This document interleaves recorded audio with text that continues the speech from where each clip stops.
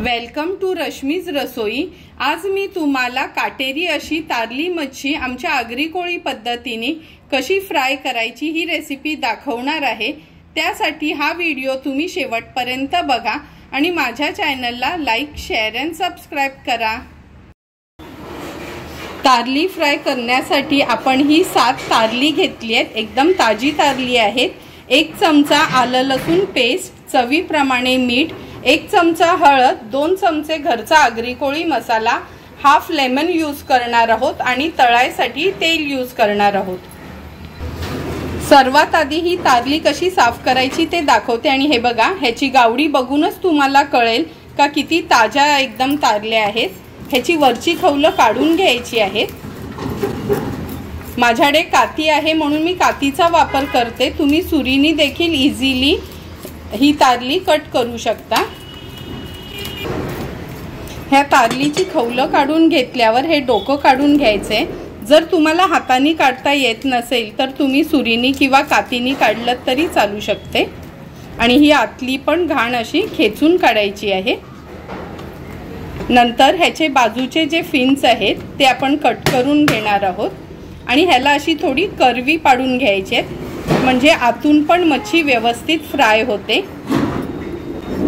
हे बघा, ही आतली जी घाण आहे ना, इथे साईडला एक कट मारायचा आणि ही अशी काढून घ्यायची। अशाच पद्धतीने सर्व तारली मी साफ करून घेते। तुम्ही बघू शकता तारली आपण कापून स्वच्छ धुवून घेतली आहेत। आता हे सुके मसाले आपण ह्यात ऍड करूया। 2 चमचे हा घरचा मसाला, 1 चमचा हळद, चवीप्रमाणे मीठ ऍड करणार आहोत। हा पूर्ण हाफ लेमन आहे तो स्क्वीज करून घेऊया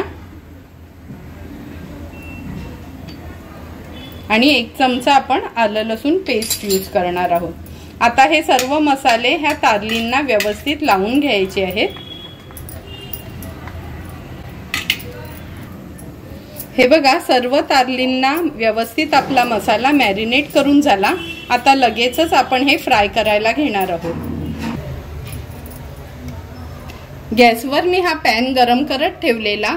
सुरुवातीला आपण 2 टेबलस्पून एवढंच तेल घालणार आहोत। जर गरज लागली तरच आपण एक्स्ट्राचं तेल वापरणार आहोत। आता हे तेल स्प्रेड करून घेऊया आणि गॅसची फ्लेम मच्छी पॅन मध्ये सोडताना कधी पण हाय ठेवायची आहे। आता एक एक करून ही तारली आपण तेलावर सोडणार आहोत।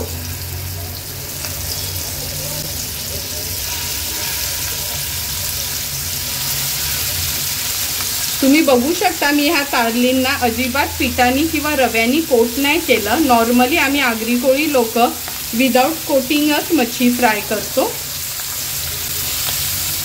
आता गॅसची फ्लेम मीडियम ठेवायची आहे आणि मीडियम फ्लेमवर आपण हे फ्राय करून घेणार आहोत।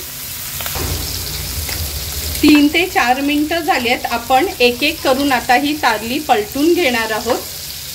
तुम्ही बघू शकता मीडियम फ्लेमवरच किती व्यवस्थित ही तारली फ्राय झाली आहे। आता सर्व तारली मी ही पलटून घेते आणि पुन्हा 3 ते 4 मिनिटांसाठी आपण ही फ्राय करून घेणार आहोत।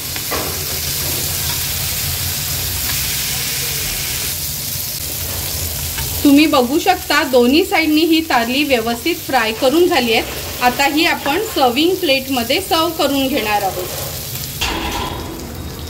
तुम्ही बघू शकता काहीच पिठाची किंवा रव्याची कोटिंग न करताही किती सुंदर अशी आपली ही तारली फ्राय करून झाली आहे। तुम्ही पण कधीतरी आमच्या पद्धतीने ही अशीच तारली फ्राय करा आणि मला कमेंट करून सांगा की तुम्ही फ्राय केलेली ही तारली कशी झाली ती।